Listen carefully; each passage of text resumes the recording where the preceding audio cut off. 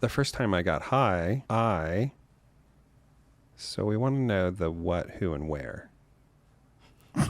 If he won't get in trouble with anyone. Cannabis, that is. The what, who, and where. Okay, got it.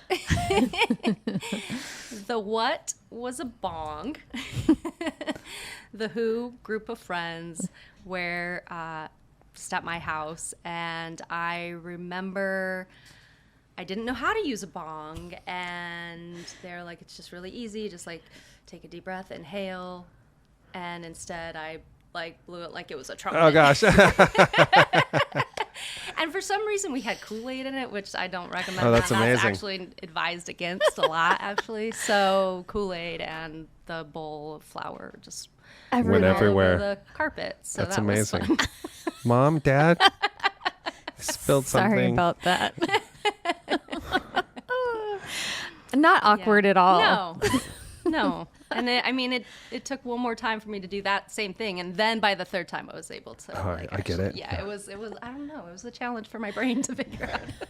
It's amazing. So maybe don't start with a bong. I did too. It was terrible. Yeah, I did not enjoy that experience at all. You both have come a long way. We have. Yeah. Yes.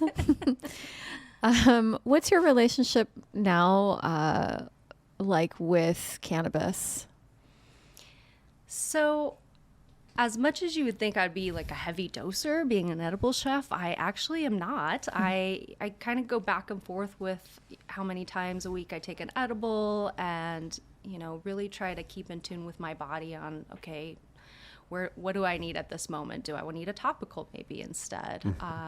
Okay, yes, I want an edible because I really want to sleep. I'm going to take one of my sleep gummies. So really varies now, and I have transitioned away from inhaling cannabis more so to consuming it in an edible form as well. So it's interesting how the journey evolves, and I'm sure it has yet to evolve more. Yeah. Yep, it will. Ever evolving. Yep. Yes. Yeah. I like the edibles. I'm on the edible train. Mm-hmm. Yeah. When I intentionally take them or drop in with cannabis, I will opt for an edible that's usually ratioed and on the lower side of THC with more of the lesser known cannabinoids involved. Yes, same. And I've been really taking on more cannabis beverages as well. Oh, So yeah. in a So many good social ones. setting when, maybe everybody's having alcohol and I'm like, well, I want to be able to be part of this group, but I don't want to have alcohol. I want to have cannabis. And that has worked really well. It's been great. So it's been nice to realize that that's an option. So It really is. It's the fastest. I think it's one of the fastest Growing growing categories. segments Yeah. for sure. We were just in Canada and probably the largest in-dispensary refrigerator that I had ever seen with probably 20 different beverages right there. And I just picked 5 or 6 different ones, and some were better than Have others. you seen what's happening in Minnesota? I was just going to bring that Minnesota is up. like Side by side with alcohol, the Oh, farmers no way. market. Yes, wow. groundbreaking. That's awesome. Yeah, it's absolutely And incredible. really being able to give the consumer a choice at that level It's great. will be huge. I'd really be interested to see the studies of who is actually now opting for the other. If it's side by side,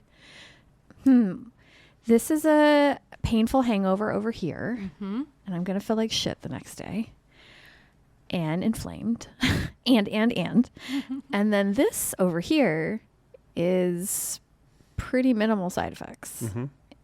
I mean, the choice is a no-brainer, I think. I like to just tell people that alcohol has never been classified as medicinal. Never. True. I mean, that right there to me makes it pretty clear. Unless that it's in a tincture.